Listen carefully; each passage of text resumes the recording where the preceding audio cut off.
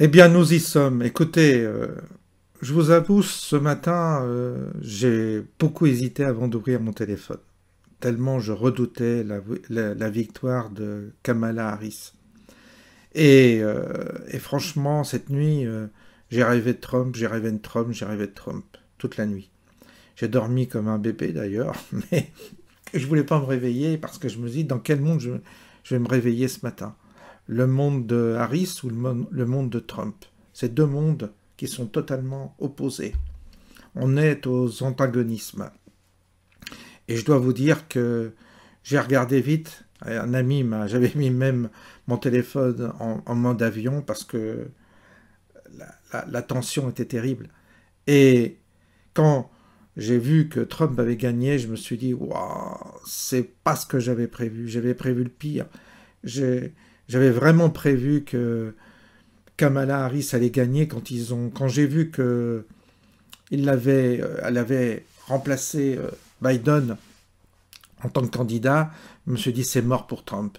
Et puis l'État profond, et puis la force de l'État profond, la force des médias, la propagande anti-Trump, enfin les médias, les artistes, tout, les juges, tout contre lui. Alors je me suis dit, non, ça passera pas, parce que chez nous, c'est la même chose. À chaque fois, on a la douche froide chez nous. On perd à chaque fois. Et je me suis dit, préparons-nous à perdre encore. Préparons-nous. Et eh bien, pour moi, c'est comme un miracle. Pour moi, c'est comme un fait inespéré. Et il va falloir profiter de cette embellie, de cette dynamique pour, chez nous, enfoncer le clou, pour que chez nous, ça bascule aussi. Il va falloir que vite, on se débarrasse de Macron. Il va falloir vite qu'on se débarrasse de toute cette merde de gauchistes. Il va falloir vite qu'on récupère nos droits. On paie des impôts. Ce matin, j'ai encore eu une amende à 52 km/h. On devient... Vous avez les mecs qui tuent et qui violent. Vous avez des chauffards que personne ne contrôle, que personne n'arrête. Puis vous continuez à être persécuté par un État pointilleux vis-à-vis du petit travailleur, du petit citoyen. Il faut arrêter ce système. Il y a un moment donné, il faut qu'on se révolte. Il faut qu'on reprenne la main.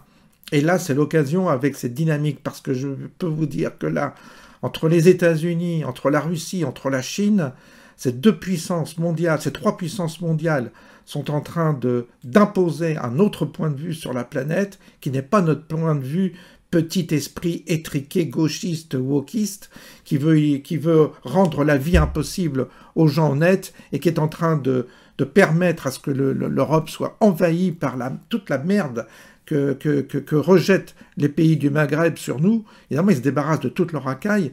Donc il va falloir qu'on mette un point final à tout ça. Il va falloir qu'on récupère les médias audiovisuels. Il va falloir faire de la propagande à notre tour et dénoncer tous ces usurpateurs qu'on paye avec nos impôts. Il faut que tout ce système s'arrête. Et il y a des jeunes qui sont là pour justement prendre le relais.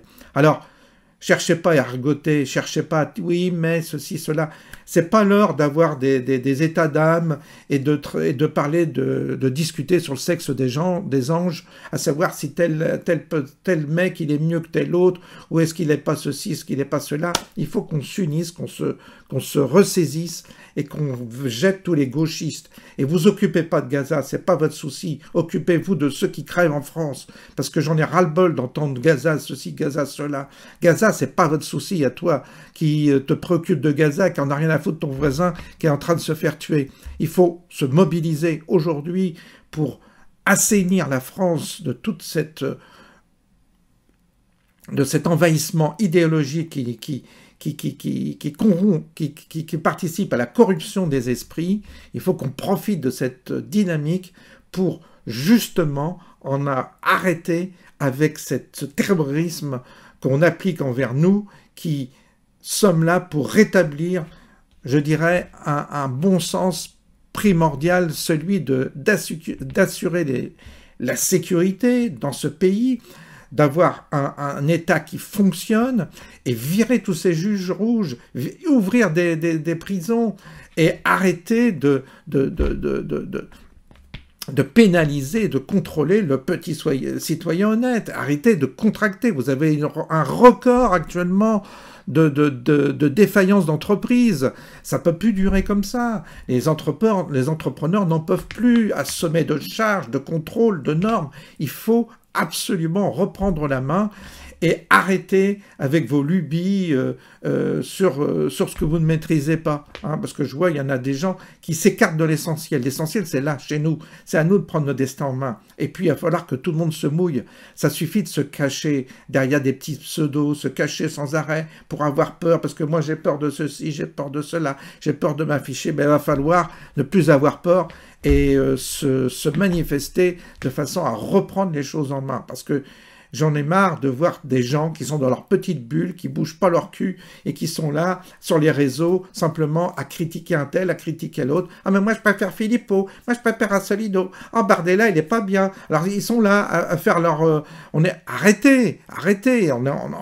Il faut dépasser ça. Puis les autres qui partent, alors vous avez des gens qui partent sur des conflits extérieurs qui ne les concernent pas. Non, là c'est nous, ça nous concerne. Il va falloir profiter de ces dynamiques pour justement reprendre la main. Il faut reprendre la main et pour ça, il faut faire de la propagande, il faut être sans merci vis-à-vis de ceux qui nous imposent leurs idées de merde de gauchisme. Il faut qu'on arrive à clouer le bec à toute cette merde gauchiste qui nous empoisonne la vie. Première étape. Après, on verra bien. Mais pour l'instant, il faut être clair, net et précis et avoir comme objectif de détruire notre ennemi, c'est-à-dire le gauchisme et son idéologie mortifère. Voilà ce que je pense de la situation actuelle, mais on aura le temps de reparler de tout ça.